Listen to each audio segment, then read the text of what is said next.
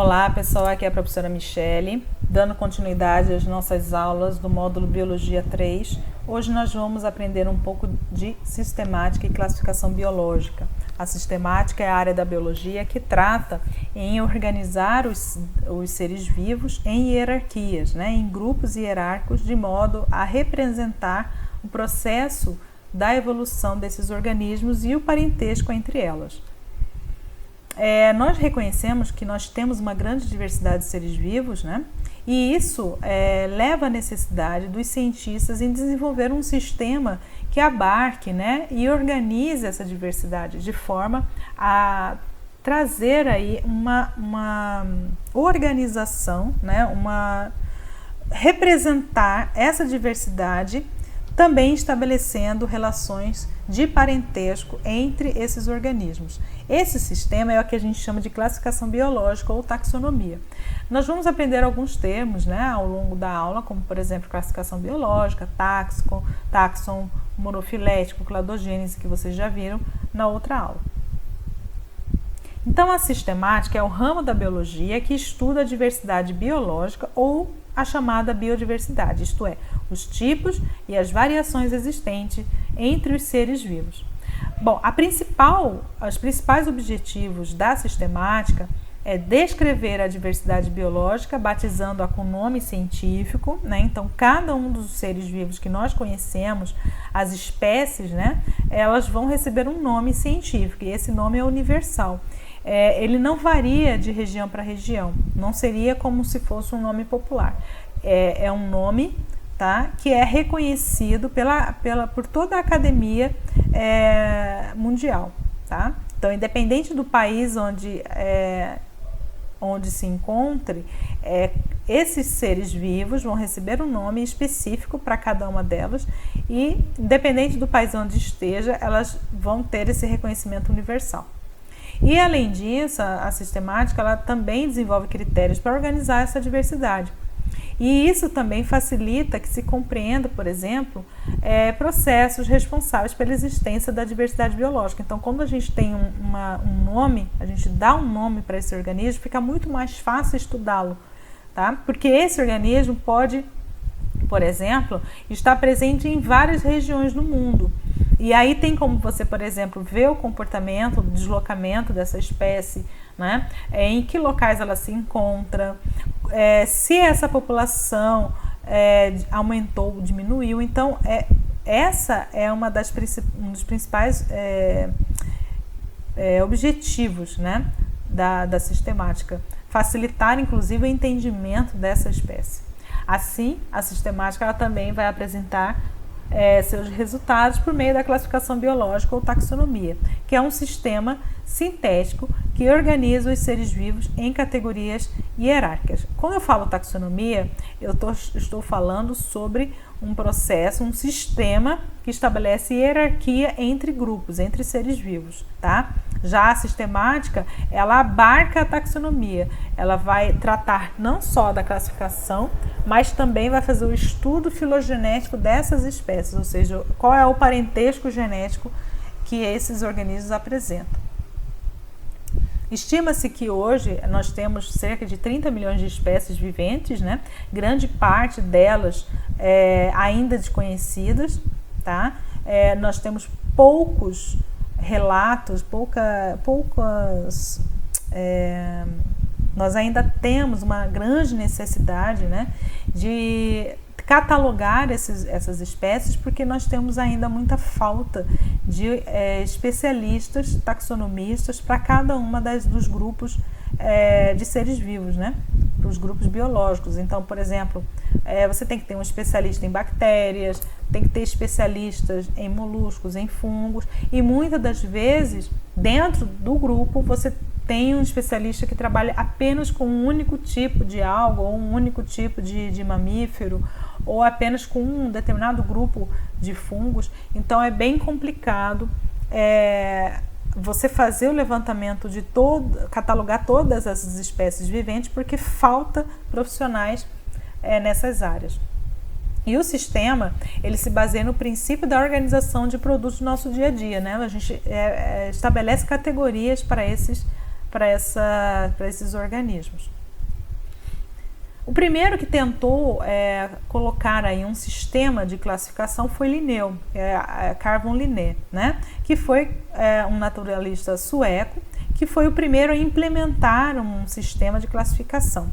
Ele fez um grande trabalho, foi aí o pioneiro, né, em catalogar plantas e animais, e inclusive ele fez esse catálogo de forma separada, né, um livro chamado Systema Naturae, apresentou aí a classificação dos animais, né, em 1735, e a catalogação das espécies vegetais ele apresentou no livro chamado Species Plantarum, em 1753.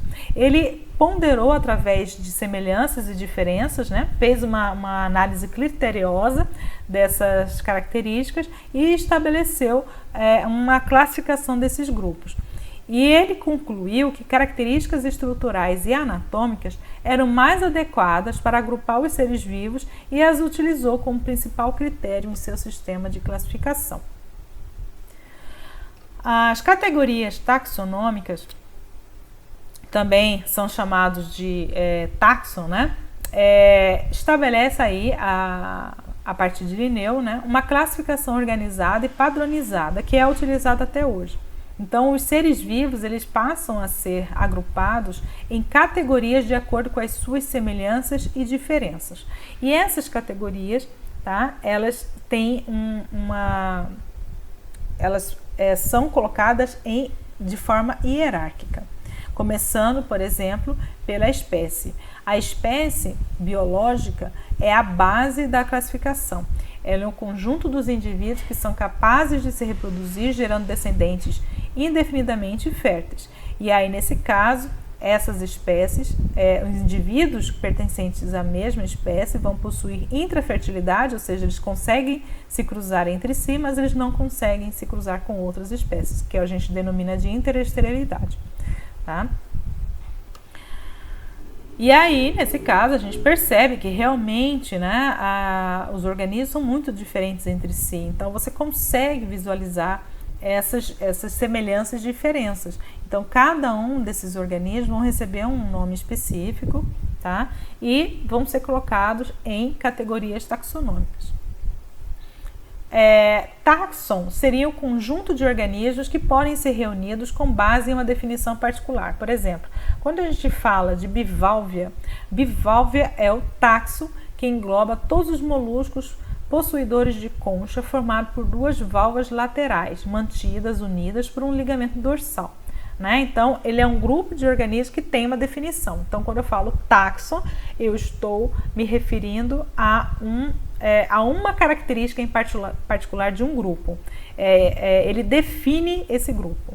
Por exemplo, o grupo dos mamália. Mamália seria todos aqueles animais vertebrados pertencentes ao grupo dos mamíferos, né, que vão possuir glândulas mamárias. Carnívoros vão possuir caninos, né, e são exclusivamente carnívoros, e assim por diante. Tá? Já a categoria é o nome associado a um determinado taxon, que demonstra o nível de generalidade, ou seja, demonstra a que hierarquia que ele pertence. Por exemplo, os bivalves pertencem à categoria classe, que é do mesmo nível hierárquico que a classe gastrópoda. Ou seja, é o nível a qual os taxons estão classificados. Então, quando eu falo taxon Animalia, eu estou me referindo a todos os grupos animais, e o taxon Animalia, pelo nome, eu identifico pertencendo à categoria reino. Chordata são todos aqueles animais que possuem notocorda, e esse nome refere-se a um filo Chordata. Mamália corresponde à categoria classe, e assim por diante. Nesse caso, Linneu estabeleceu aí um critério que é utilizado até hoje, tanto para a identificação de animais quanto vegetais e também para outros grupos, né, para outros reinos, que é a nomenclatura binomial. Isso foi o principal mérito de Linneu, né, porque ele passa a utilizar esse sistema e ele passa a ser universal. Ele sugere, né, o que seria essa nomenclatura binomial. ele sugere o emprego do chamado nome científico para todos os seres vivos que são descobertos, né? E esse nome, essa nomenclatura binomial, ela é composta por duas palavras. O primeiro sendo o gênero ou nome genérico e o segundo sendo o nome específico ou epíteto, tá? E aí, para isso, você tem que latinizar o nome, né? Esse nome científico. Basicamente, esses nomes eles são escritos em latim, que é a língua para a nomeação de espécies novas, né? Além disso, quando a gente vai ver isso mais à frente, você tem formas certas de escrever os nomes científicos, tá? Então, por exemplo, quando a gente digita esses nomes, eles têm que vir na forma em itálico, ou quando você escreve à mão, eles têm que vir sublinhados. Então, por exemplo, quando eu me refiro à espécie da onça pintada que nós temos aqui na nossa região do Pantanal, o nome específico dela, o nome da espécie é Panthera onca. A primeira palavra refere-se ao gênero Panthera, ao segundo, o epíteto onca. A união desses dois me dá a espécie, o nome da espécie ou nome específico. O nome específico do homem, tá? Da espécie humana é Homo sapiens. As categorias, elas se subdividem em reino, filo, classe, ordem, família, gênero e espécie, tá? Um reino abarca vários filos, cada filo abarca várias classes, cada classe abarca várias ordens, cada ordem abarca várias famílias, cada família abarca vários gêneros e gêneros podem conter várias espécies, tá? Então, por exemplo, no reino animal eu posso ter vários filos, tá?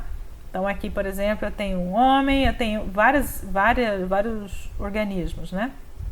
Tenho homem, eu tenho caramujo, eu tenho aranhas, eu tenho onças. Aí dentro de cada reino, eu tenho também, dentro de cada reino eu tenho vários filos, né? Aí, por exemplo, eu posso separar apenas o filo dos cordados, aqueles que possuem notocorda no início da sua formação embriológica. Aí dentro de cada filo tem várias classes, né? Aí eu separo uma classe apenas, que é a classe dos mamíferos, ou seja, aqueles animais que vão possuir glândulas mamárias, tá? Aí nesse grupo dos mamíferos eu posso separar apenas uma ordem dentro de várias, a ordem dos primatas, por exemplo, na qual eu vou incluir o homem, macacos do Velho e do Novo Mundo, né? Orangotangos, símios, micos, babuínos, entre outros. E dentro de primatas eu posso separar apenas a família hominídea, da qual apenas o homem é o representante, e dentro da família tem apenas um único gênero, que é o gênero Homo, da qual o homem é o único representante, com uma única espécie, que é Homo sapiens. Os outras espécies do gênero Homo já estão todas extintas, como por exemplo os Neandertais, né? Homo erectus, que foram um dos ramos ancestrais também do homem. Então, para gravar essas categorias, tem uma dica. Você pode utilizar, por exemplo, a palavra reficofage. Re, que quer dizer reino, fi, quer dizer filo, C, classe, O, ordem, Fa, família, G, gênero e E, espécie. Bem, a sistemática hoje, né, que a gente chama de sistemática moderna, ela considera a teoria de Darwin, o neodarwinismo, né? Então, os sistematas atuais, eles utilizam não apenas as estruturas, as semelhanças morfológicas e estruturais, mas também evidências evolutivas, além de evidências embriológicas, bioquímicas e genéticas. Esse sistema de classificação atual, ele leva em conta várias características, tá? Que é chamado de sistema natural. Então, essa classificação, ele é baseado no parentesco evolutivo. Infelizmente, Linneu ele não acreditava na evolução dos seres vivos, né? Porque a teoria de Darwin veio depois. Para Linneu, os organismos foram criados de forma fixa, né? Foram criados por um ser divino e permaneceram inalterados ao longo do tempo. Somente depois da ideia concebida por Charles Darwin e o Wallace que se concluiu, na verdade, que essa ideia era errada, né? E que os seres vivos, de um modo geral, evoluem sim. E eles possuem ancestralidades, né? E parentescos evolutivos. E aí, a partir daí, os cientistas concluem, né, que eles também podem compartilhar semelhanças e diferenças entre si, refletindo aí uma história evolutiva. Portanto, o processo de evolução atua continuamente, né, desde milhões de anos, bilhões de anos atrás, e hoje é responsável pela biodiversidade que nós observamos. Bem, os parentescos evolutivos entre as espécies, elas podem ser estudados através das árvores filogenéticas, né? Então, as árvores filogenéticas são ramificações, né, que tentam refletir aí a ancestralidade, né? Um grupo ancestral dando origem a vários ramos, e esses ramos representando aí os grupos, né, que seriam gêneros, podem ser espécies, podem ser classes e assim por diante. Tá?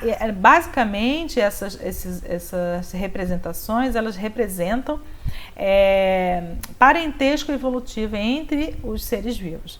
Então, a divisão de um ramo pode originar 2 ou mais espécies ancestrais. Tá? E aí os nós seriam o processo que a gente daria o nome de cladogênese, né? Que é a separação, o rompimento daquela população original em 2 populações distintas. E aí essas populações, elas podem continuar evoluindo, aí dando origem a novos ramos. Então aqui a gente está tendo uma representação filogenética. Então aqui nós temos o ancestral, representado pela letra A, que ramificou-se, né, dando origem a 2 populações. Essas populações continuaram evoluindo e se ramificando. E aqui, por exemplo, representa a ramificação dos invertebrados e dos vertebrados. Tá?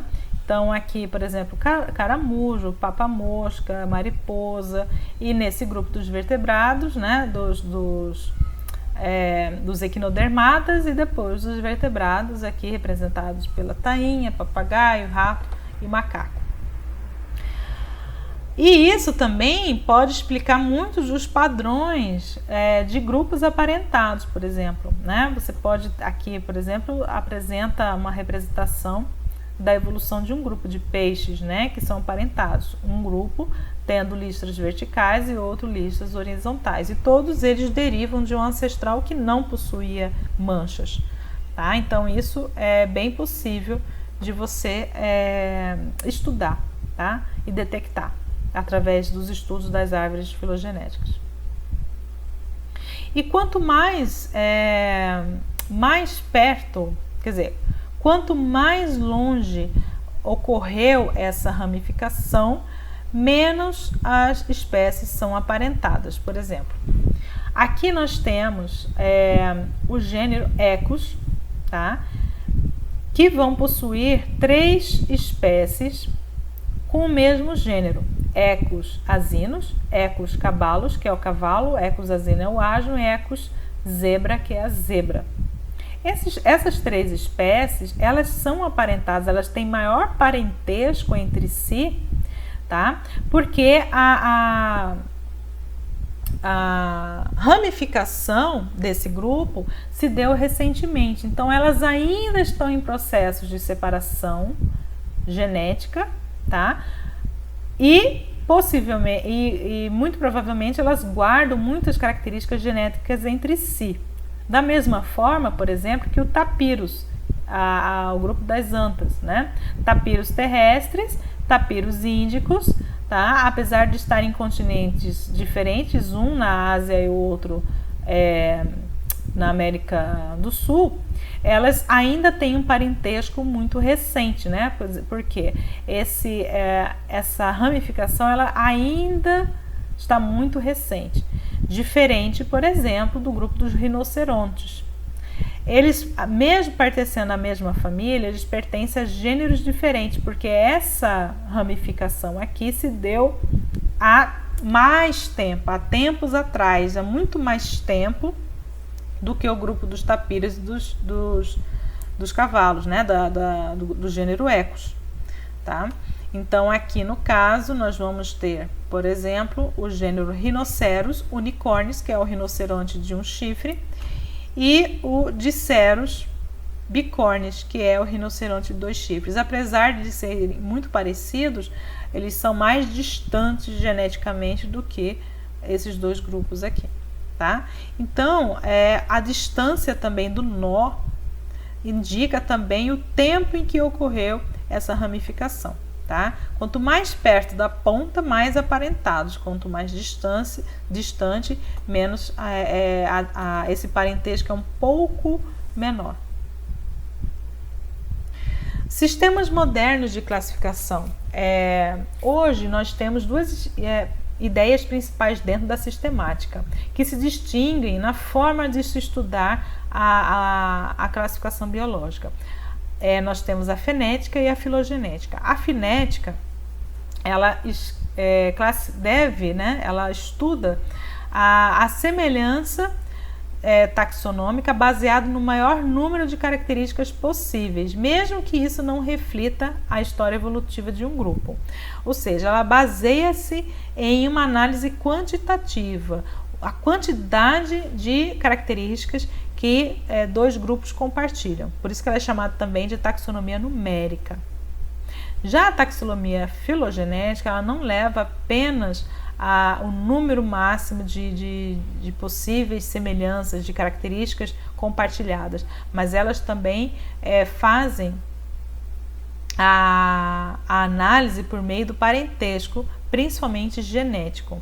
E aí, nesse caso, a gente chama também de cladística, tá? Ela tem como objetivo reunir, no caso, né, a filogenética, ela faz uso da cladística, porque a cladística ela vai reunir em um mesmo grupo apenas os organismos que compartilham uma história evolutiva comum, descartando-se, por exemplo, convergências evolutivas, que é aquele caso, por exemplo, em que você pode ter grupos que têm uma característica semelhante, como, por exemplo, o peixe, o tubarão, e o golfinho. Ambos têm uma forma muito semelhante, eles têm um corpo mais liso, alongado para poder vencer a resistência da água e barbatanas, só que um é mamífero e o outro é peixe, tá? Então, se fosse pela taxonomia numérica, eles iam ser colocados no mesmo grupo. Já a filogenética considera que esses grupos estão muito distantes geneticamente, tá? Porque eles levam em conta também a história evolutiva desses organismos.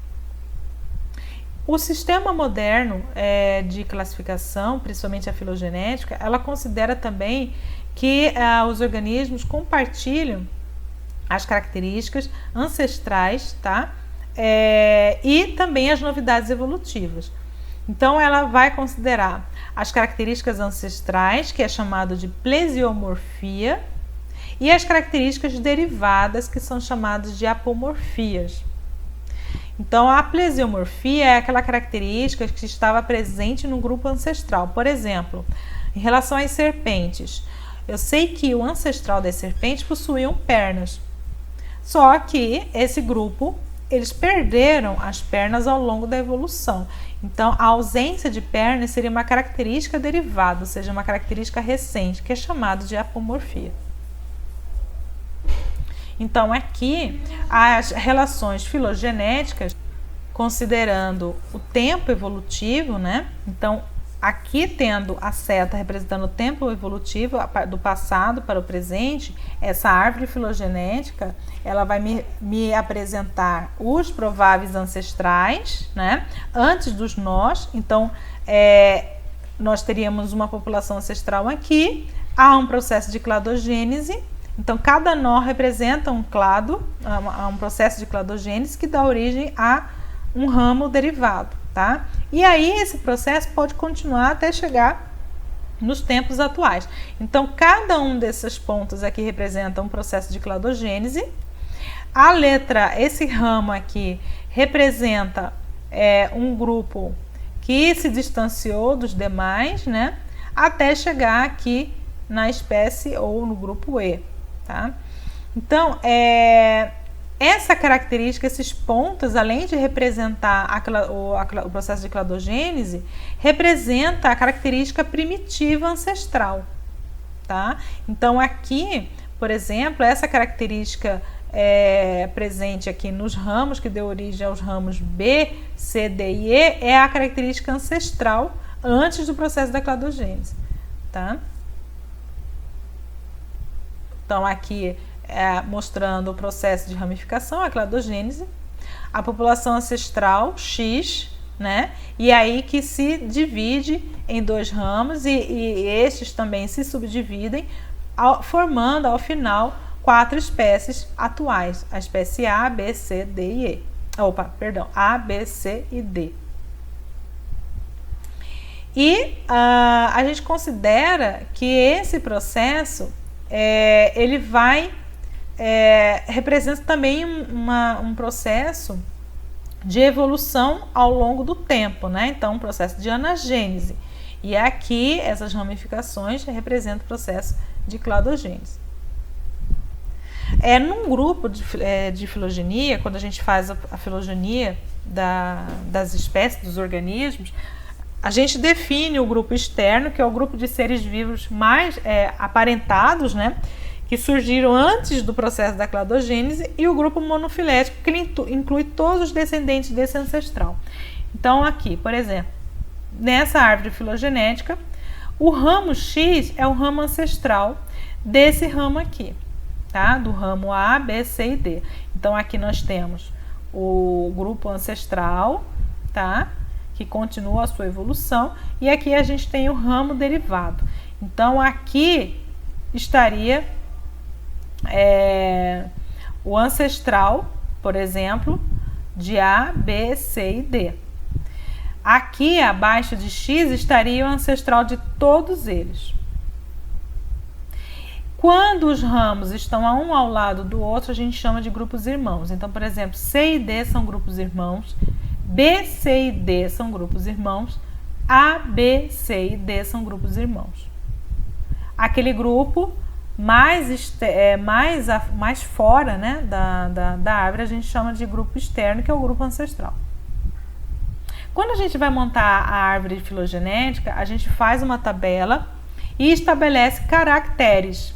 Por exemplo, a presença de penas, a presença de bico, presença de manchas. A gente vai estabelecendo quais características que a gente vai analisar e vai marcando em cada uma das espécies analisadas quem possui o quê. Ao final, a gente tem uma tabela preenchida mais ou menos assim, tá? Isso vale para qualquer grupo que você esteja analisando.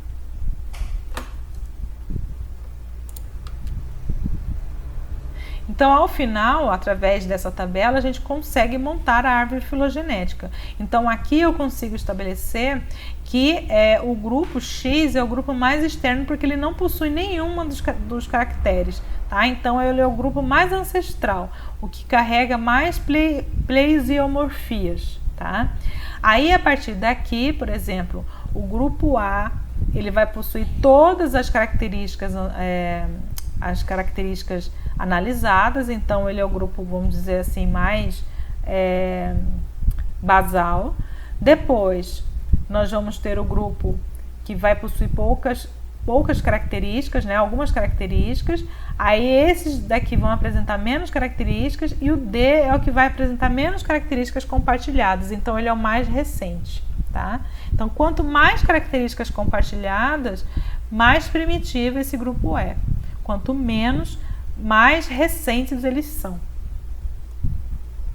Então, se a gente for pegar, por exemplo, um exemplo aqui de árvore filogenética, considerando os vertebrados, o grupo dos vertebrados, se a gente for analisar, por exemplo, a coluna, a presença de coluna vertebral, presença de mandíbula articulada, presença de membros locomotores, âmnio e pelo, nós vamos ter a seguinte árvore filogenética: o anfíoxo sendo o grupo externo, tá?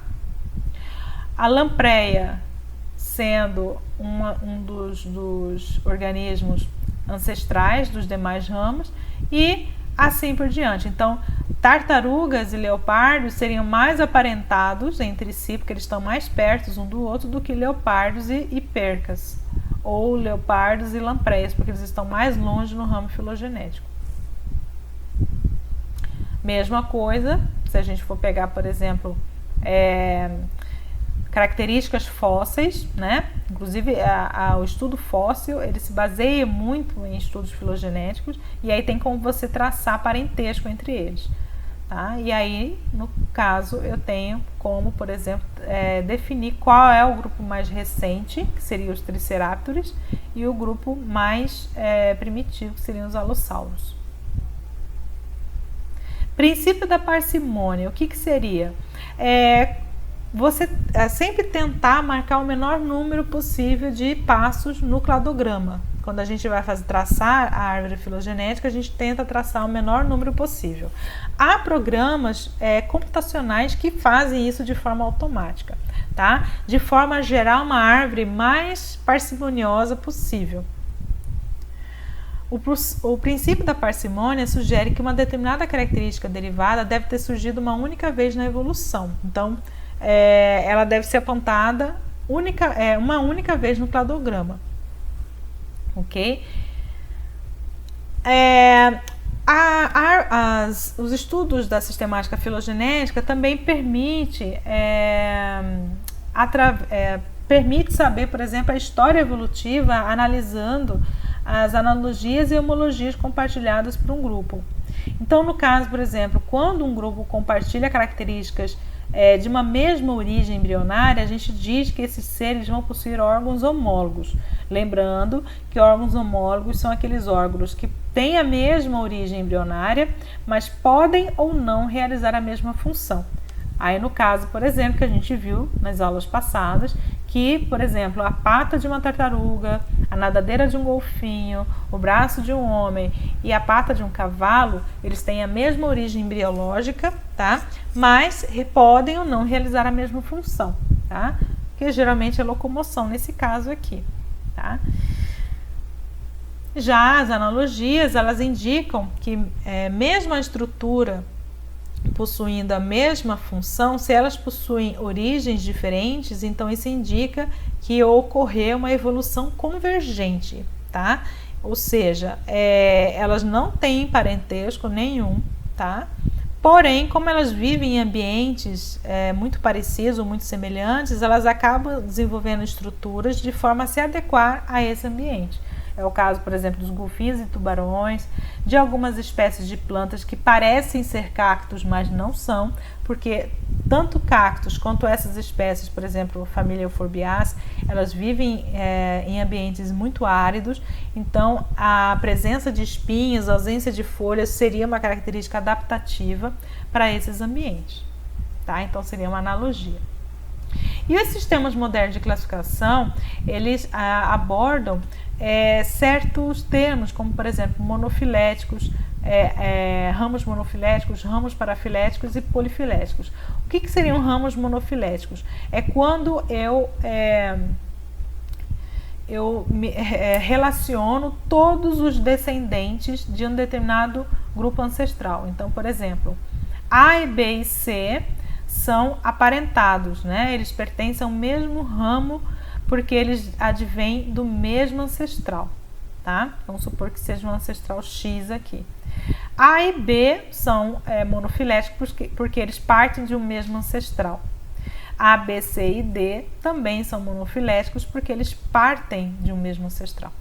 Já os grupos parafiléticos são aqueles grupos quando eu reúno todos os descendentes com exceção de alguns ramos. Eu deixo alguns ramos de fora, tá? Então, por exemplo, quando eu considero apenas B e C e deixo o ramo A de fora, eu estou relacionando ramos parafiléticos, porque eu deixei um dos descendentes desse ancestral aqui de fora, tá? Então, quando eu falo só B e C, eu estou falando de ramos parafiléticos.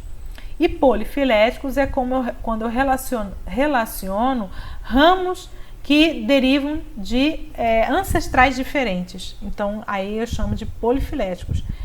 O parentesco deles, apesar deles partirem de ramos iguais, né? Mas eu estou relacionando a cladogêneses diferentes, nesse caso aqui, tá?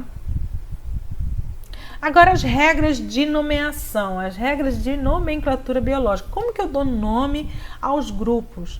Tá? Nós temos que seguir algumas regras para isso. A primeira delas é que a nomenclatura de espécie, quando eu vou dar o nome de espécie para um ser vivo, ela deve obedecer à nomenclatura binomial, ou seja, composta por dois nomes, duas palavras. Por exemplo, o nome do mosquito transmissor da dengue é Aedes aegypti. Então, Aedes aegypti, tá? São duas palavras. O nome da espécie humana é Homo sapiens, Trypanosoma cruzi, tá? E assim por diante.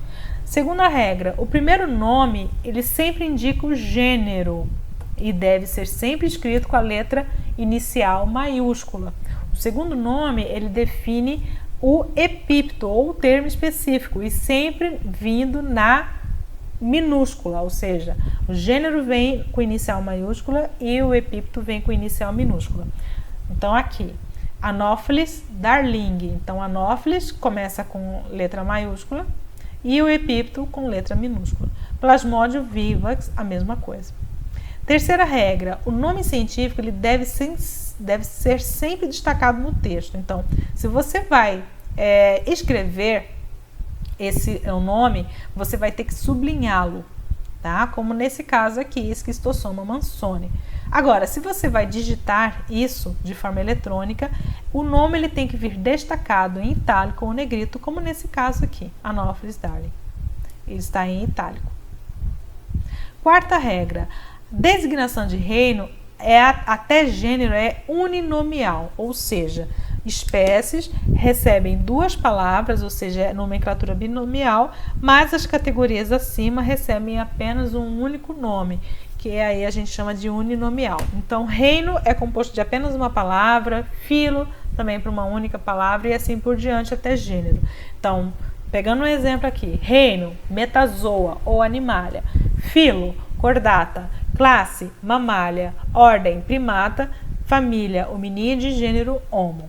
Agora, se eu falar espécie, no caso o homem, seria Homo sapiens, tá? Duas palavras. Se eu for falar sobre subespécie, a quinta regra, eu vou utilizar 3 palavras, tá? Subespécie seria como se fosse uma raça, tá? E aí, nesse caso, a gente vai utilizar 3 palavrinhas, que é o terceiro nome seria o nome subespecífico. Então, por exemplo, a subespécie de cascavel. A gente tem a espécie cascavel, que é Crotalus duriços, e tem a subespécie de cascavel, que é Crotalus duriços terríficos, tá? Então, isso é quando eu coloco a representação de um organismo com 3 palavras, então eu estou me referindo à subespécie. Sexta regra, o nome do subgênero, quando ele é escrito, ele deve vir entre parênteses. Então, por exemplo, Anopheles nisorrhynchus darling. Quando se trata de subgênero, tá? Da mesma forma que o gênero, a primeira letra ela vem em maiúsculo, tá? E seguindo a mesma regra, que é destacá-lo em itálico ou negrito. Sétima regra. Algumas categorias taxonômicas elas podem ser identificadas por terminações próprias, tá? Que vai variar na zoologia e na botânica. Por exemplo, na zoologia, quando eu tenho a terminação oidea, eu estou me referindo à superfamília. Por exemplo, Ascorídea. Quando eu tenho a terminação ide em zoologia, como por exemplo Canidae, eu estou me referindo à família. Se eu tenho a terminação ine, eu estou me referindo à subfamília, como por exemplo em Triatomine. E quando eu tenho a terminação "ine", eu estou me referindo à tribo, como por exemplo no exemplo Culicine. Já em botânica, eu tenho a seguinte situação. Em ordem, nós temos a terminação "alis", então fica Rosales. Quando eu tenho a terminação "ace", eu estou me referindo à família, então, por exemplo, Rubiaceae. Algumas famílias botânicas, tá? Elas hoje não é assim, tá? Mas antigamente algumas famílias elas não seguiam essas regras botânicas. São apenas algumas famílias, por exemplo, a família das leguminosas, a família das compostas, a família das gramíneas, tá? Hoje essas famílias elas foram totalmente reformuladas para aceitar a terminação "ace". Então, leguminose ficou Fabaceae, composite ficou Asteraceae e gramínea ficou Poaceae. Então, hoje essa regra mudou, tá? Oitava regra. Quando se deseja citar o nome do autor, este deve vir colocado após o nome científico. Então, por exemplo, aquele autor que descreveu a espécie, ele pode ser referenciado, tá? Geralmente é o sobrenome dele e acompanhado do ano. Esse ano ele pode vir após a vírgula, tá, do gênero, ou colocado entre parênteses. O ano identifica em que momento, em que ano que essa espécie foi descrita, tá? Então, por exemplo, a Ascaris lumbricoides já me diz que quem descreveu essa espécie foi Linneu em 1758. Nona regra, quando o nome científico for dado em homenagem a alguém, o nome da pessoa homenageada, ela vai ter que vir no genitivo latino, tá? Ela vai ser latinizada. Por exemplo, Oswaldo Cruz foi homenageado na nomeação do protozoário Trypanosoma cruzi. Pegou-se o sobrenome de Oswaldo Cruz, tá? Que é Cruz, e acrescentou-se o I. Então ficou cruzi, Trypanosoma cruzi. Da mesma forma, se eu quiser dar, por exemplo, homenagear o nome de uma pessoa, como nesse caso aqui, Heloísa, como se trata de um nome feminino, aí eu vou acrescentar AE no final. Então, Heloise se pronuncia, a soma do AE se pronuncia E, né? Então, Peripatus Heloise. 10ª regra. Quando não se sabe ou não se interessa citar a espécie, pode-se usar apenas o nome genérico seguido da sigla SP, que significa qualquer espécie. Então, por exemplo, Plasmodium SP, Trypanosoma SP. Eu estou referenciando qualquer espécie que pertence ao gênero Plasmodium ou ao gênero Trypanosoma, tá? 11ª regra, lei da prioridade. Quando uma nova espécie for denominada mais de uma vez por cientistas diferentes, predomina aquele que denominou essa espécie na forma mais antiga. Então, dá-se prioridade para aquele que foi o primeiro a citar essa espécie, tá? Por exemplo, se tiver uma pessoa, eu descrevi uma espécie em 2002, e aí, descrevi essa espécie, e aí veio um outro cientista e descreveu a mesma espécie em 2021, permanece a minha descrição, porque eu sou a mais antiga, tá? Então, relembrando aqui, na nomenclatura da espécie, nós vamos ter o gênero, o nome do epípeto, né? Então, o gênero em letra maiúscula, inicial maiúscula, o nome epípeto, tá? Que é o restritivo específico com letra minúscula. A soma dos dois é o nome da espécie, tá? Quando eu venho com o nome aqui, é o nome do autor que descreveu a espécie, acompanhado do ano, tá? A mesma coisa aqui, nomenclatura binomial, Canis lupus, Linneu, 1758, isso demonstra que Linneu foi o primeiro a descrever Canis lupus, que é a espécie do lobo, o lobo europeu. Quando se trata de subespécie, né? Então nós vamos ter o nome genérico, o restritivo ou epípeto específico e o restritivo ou epípeto subespecífico. Relembrando que o gênero é sempre escrito com a inicial maiúscula, o epípeto específico com a inicial minúscula e o epípeto subespecífico também acompanhando o epípeto específico também com inicial minúscula. Aí nesse caso nós temos uma nomenclatura trinomial, mas isso só é utilizado quando a gente se referencia a subespécie. Nós temos alguns códigos internacionais de nomenclatura biológica que regula a nomeação dos seres vivos que são descobertos e descritos, né, anualmente. Por exemplo, nós temos o Código Internacional de Nomenclatura Zoológica, o Código Internacional de Nomenclatura Botânica, o Código Internacional de Nomenclaturas para Plantas Cultivadas, né, e de nomenclatura bacteriana e também para vírus, né, porque vírus, por não se tratar de um organismo usual, né? Não tem uma forma de você identificar, porque é um indivíduo que não é feito por células, mas eles têm certas estruturas que permitem com que eu estabeleça uma identificação. Então, eles seguem uma nomenclatura diferente das usuais para os organismos celulares. Em relação ao sistema de classificação, antigamente, na época de Aristóteles até a época de Linneu, utilizava-se a subdivisão de todos os organismos conhecidos em apenas dois grupos, plante e animalia, né? Ou seja, plantas e animais.